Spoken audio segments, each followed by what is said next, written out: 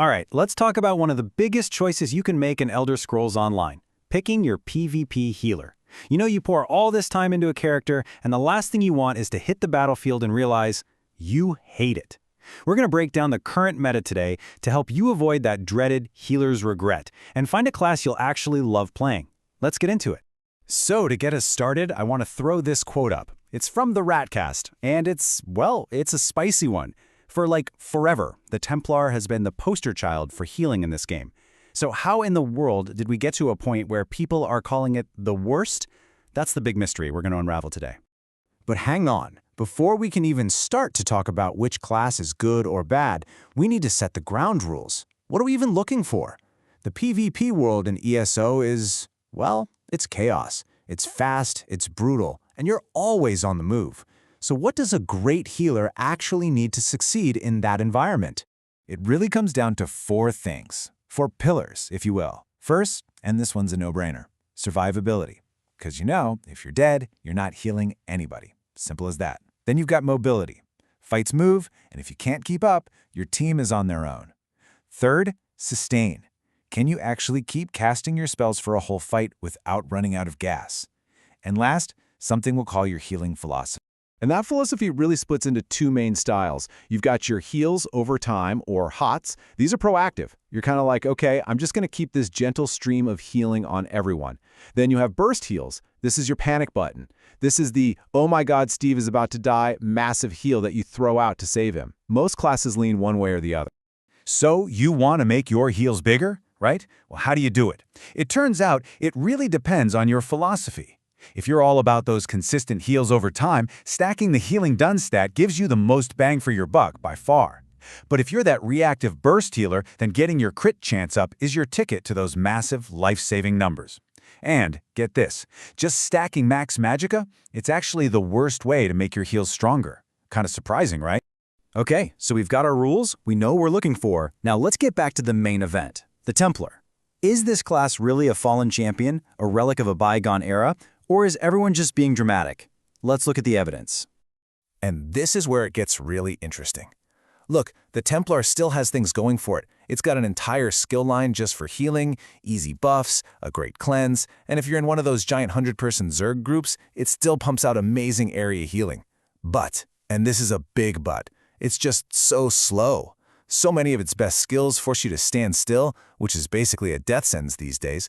The passives feel old, its big emergency heal isn't as good as other classes, and its ultimate literally plants you to the ground like a tree.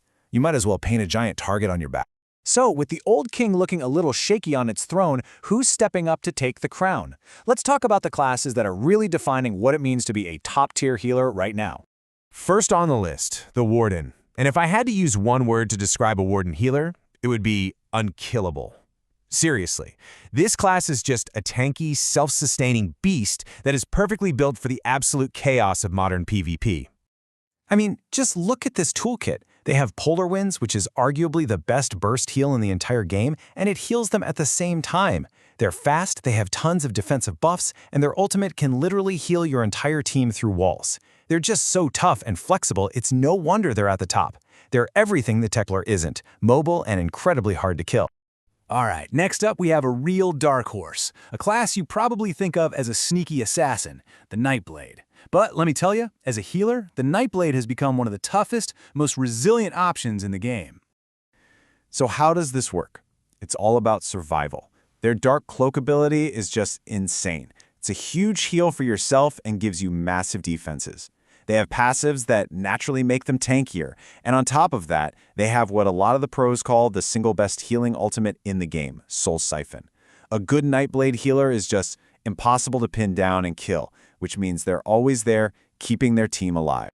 Now, it's not just about the Warden and the Nightblade. The meta has some room for what I like to call specialists. These are classes that aren't necessarily the best all-rounders, but if you put them in the right situation, oh man, they are absolutely dominant. And the Arcanist is the perfect example of this. You have to get this in your head. The Arcanist is a terrible healer, but it's an amazing shielder. You're not fixing damage after it happens, your entire job is to prevent it from ever happening in the first place. You're just blanketing your team in these massive damage shields. It's a totally different way of thinking about support. Then you've got the Sorcerer. This is the master of kiting. Staying at a super safe distance and just being too slippery to ever catch. With an ability like Streak, which is pretty much a teleport, a sorcery healer is just gone. They are so hard to lock down. They live on the edge of the fight, zipping around and healing from a distance. It's an incredibly effective, and let's be honest, incredibly annoying playstyle to fight against. And finally, we've got the Dragon Knight. The DK healer is less about putting up giant healing numbers and more about controlling the entire fight. Think of them as the battlefield puppet master. They're pulling enemies into the meat grinder with chains, they're slowing everyone down with snares, and they're dropping offensive ultimates to help your team get kills. Yeah, they heal, but their real job is to decide who lives and who dies. Phew. Okay. We've talked about the Fallen King, the new top dogs, the specialists. That's a lot of info. So now for the most important part. How do you figure out which one of these is right for you? Let's make it simple. Seriously, this is the only question that truly matters. Forget what's meta for 5 seconds. Forget what some random person told you is the best. Which class is going to feel good for you to play, hour after hour? Here's a super simple 3-step guide. First, what's your playstyle? Do you want to be a tanky brawler in the thick of it like a warden? Or an untouchable ghost on the back lines like a sorcerer? Second, what's your philosophy? Are you the proactive shielder like the Arcanist? Or the reactive emergency medic like the Nightblade? And third, think about your group. Do they need the control a DK brings, or do you just need to stay alive on your own? And that really brings us to the big takeaway here. The best healer isn't a class name. It's not Warden, it's not Nightblade. It's whichever class clicks with the way you want to play the game. If you find the one that feels like an extension of you, you're going to be 1,000 times more effective than if you just chased whatever is popular this month. So, I'll leave you with this to chew on. This game, this meta, it never stops changing. We've watched healers go from being stationary turrets to these mobile, tanky powerhouses. So, what's next? What crazy new idea is going to come along and completely flip the script on what it means to be a healer? It's fun to think about. Anyway, that's all for now. Catch you in the next one.